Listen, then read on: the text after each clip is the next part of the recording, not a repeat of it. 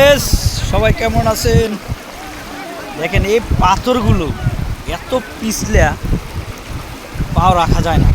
দেখেন আর স্রোত দেখেন, পানির স্রোত কীভাবে, এখানে দাঁড়িয়ে থাকাটা আসলে খুব কষ্টজনক বিষয়। দেখেন আমি নিজে দাঁড়াতে পারতেছি না। এই যে একটা বড় পাথর, এই পাথরটায় দেখি শেষ পর্যন্ত যাওয়া যায় কিনা। দেখেন এই যে আমি দাঁড়াইছি, এই পাথরটা অনেক পিছলা। এই যে দেখেন ওইখানে একটা ব্রিজ, পার হওয়ার জন্য অনেকেই নদীর উপর দিয়ে পার হয়। দেখেন শত শত মানুষ, লাখো লাখো মানুষ এখানে শুধু পরিবার নিয়ে একটু ঘোরাফেরা করার জন্য। তাদেরকে একটা জুম দিয়ে একটা ভিডিও দেখাচ্ছে। দেখেন এই যে তিনজন, ওরা কিন্তু ভিডিও করছে অলরেডি, খুব সুন্দর।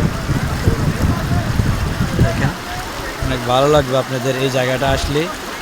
সিলেট সাদা পাথর অবশ্যই যারা ঘোরাফেরা করার জন্য আসবেন পরিবার নিয়ে, তারা অবশ্যই সাদা পাথর অন্তত একবার হলেও ঘুরে যাবেন।